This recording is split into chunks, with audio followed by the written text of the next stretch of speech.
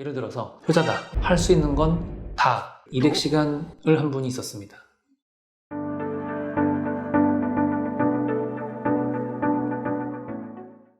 안녕하세요. 법무법인S 임태호 변호사입니다.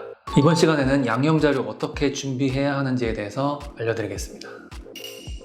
형사재판 결과 유죄 판결 받은 피고인에게 그 형벌의 양과 정도를 결정하게 되는데요.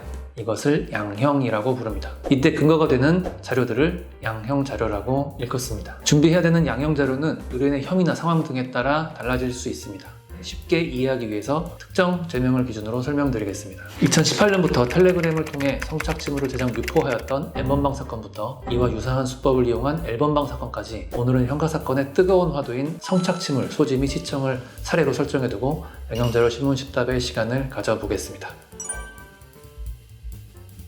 불안한 경우엔 자수하는 것도 나쁘지 않다고 생각합니다. 아마 자수가 고민되는 상황이 여러 가지 있을 것 같은데 하나는 내가 명확하게 봤는데 이게 걸릴지 안 걸릴지 모르겠다, 그런 걱정이 있는 경우, 또 하나는 내가 명확하게 본 건 아닌데 누가 그냥 채팅방에 올려놓은 게 그냥 떠서 내가 명확하게 시청죄가 되는지 안 되는지 모르겠는데 불안하고, 이런 상황도 있을 테고 다양한 경우가 있을 것 같은데 이 사안은 어차피 벌금이 없기 때문에 내가 자수를 한 순간 재판 갈 가능성이 아주 높아지는 사건이니까 고민이 좀 많이 될 것 같습니다. 법률상으로는 분명하게 감면할 수 있도록 하는 근거 규정만 있고, 달리 생각해보면 자수 안 했으면 아예 처벌 자체를 안 받을 가능성도 있으니까 고민이 많이 될 것 같은데, 입건될 가능성이 아주 높은 상황이라면 자수를 하는 게 맞겠죠. 예를 들어서 피해 회복을 위해서 합의금을 쓴다거나 또는 공탁을 한다거나 또는 시간을 들여서 반성문을 작성한다거나, 이런 것들이 반영되는 비중이 좀 더 높을 테고, 내가 시간을 안 쓰고도 구할 수 있는 그런 자료들은 아무래도 형에 반영되는 비중이 좀 낮을 것 같습니다. 이게 산술적으로 너는 몇 점, 너는 몇 점 이렇게 되는 문제는 아니기 때문에 반성문은 많이 내면 낼수록 좋고, 본인이 시간이 나고 간절한 만큼 최대한 많이 준비하시는 게 좋을 것 같습니다. 담당하시는 검사님이나 판사님들도 사람이시기에 그 진솔함이 묻어나고 그게 전달이 된다고 하면 분명히 좀 불쌍한 마음, 그리고 애처로운 마음이 들 수 있을 것 같고요. 그런 차원에서 반성문을 진솔하게 여러 번 작성해서 내는 것은 분명히 의미가 있어 보입니다. 탄원서는 얘가 앞으로 다시는 그런 잘못을 안 할 것이다, 그게 핵심적으로 적히면 좋을 것 같고, 탄원서를 탄원하시는 분이 검찰이나 법원에 직접 내실 때는 신분증과 사건번호, 담당 검사 그런 걸 정확하게 다 적어야겠죠. 근데 변호사를 통해서 제출하실 때는 자기 신분만 명확하게 하면 됩니다. 이 경우에 신분증은 첨부해야 하고 사건 번호나 담당 검사는 몰라도 됩니다. 부모님과의 유대관계가 있다 그러면서 한마디로 효자다인 건데, 양형자료는 얘가 다시는 이러한 잘못을 안 저지를 것이다 라는 측면에서 봐야 됩니다. 근데 용돈을 보내고 있는 거는 좀 과거의 일이고, 과거에 용돈을 보내고 있었음에도 그런 잘못을 한 것이라면 반영되는 비중은 크지 않을 것 같습니다.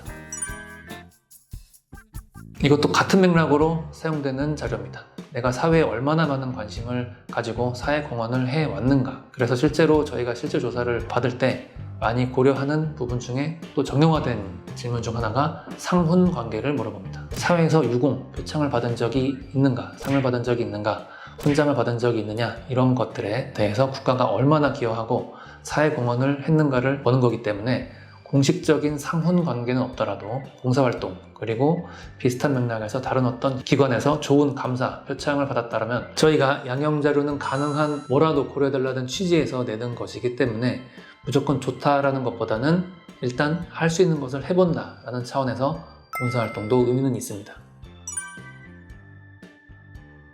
이 사람이 어떤 사람인지 알려주는, 예를 들어서 성적이 좀 괜찮다라면 학창시절 성실하게 생활했던 사람이구나, 재직증명서는 직장에 취업해서 안정적인 기반에서 생활하고 있구나, 그런 정도로 그 사람을 알 수 있게 된다는 점 때문에 이거는 양형자료라기보다는 그냥 그 사람을 알 수 있게 해주는 참고자료 정도의 의미가 있습니다.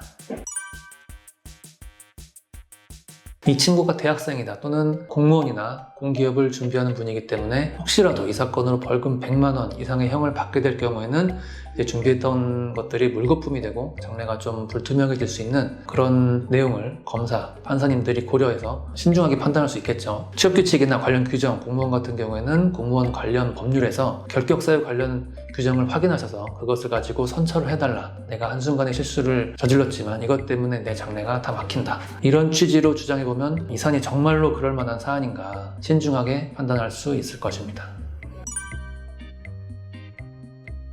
양형자료 중에 이것만큼은 꼭 해야 한다라고 생각하시기보다는 할 수 있는 건 다 한다 라고 생각하셔야 됩니다. 그래서 이건 꼭 해야 하나요? 이거는 얼마큼 해야 되나요? 라는 것보다는 최대한 시간을 많이 써서 할 수 있는 건 다 준비하시는 게 좋을 것 같습니다.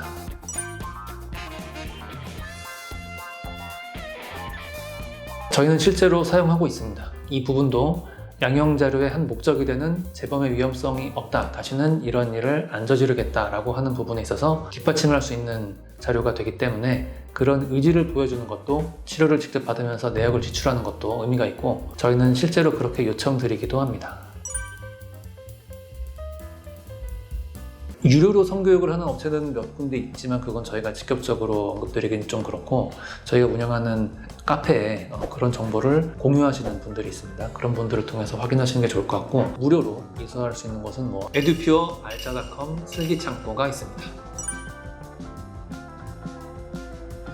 프로그램을 이수했다는 증명이 되는 게 소감문이니까 그런 정보는 작성하시는 게 좋을 것 같습니다. 반성문과 같은 개념입니다. 프로그램 이수만 하고 그냥 이수증 같은 거를 낼 수 있는데 거기에다 곁들여서 소감문까지 제출한다고 하면 좀 더 의미 있는 자료가 될 것 같습니다. 제가 앞서서 반성문, 탄원서, 소감문, 성교육, 이수, 생활기록부 등에 대해서 설명을 드렸는데 그 양형자료들은 이제 앞으로 내가 이런 잘못을 다시는 저지르지 않겠다 향후에 관한 내용들이거든요. 그래서 피해자가 있는 사건의 경우에는 피해자에 대한 피해 회복, 즉 피해자와의 합의 또는 공탁 또는 위자료 지급 또는 형사조정 또는 민사사건에서의 합의 이런 것들이 좀 더 많이 중요한 자료라고 볼 수 있겠습니다. 그래서 합의가 아예 불가능한 사건이라면 다른 양형자료들을 더 충실하게 많이 작성하는 게 좋겠지만 합의가 가능한 사건이라면 합의에 좀 더 집중하시는 게 좋을 것 같습니다.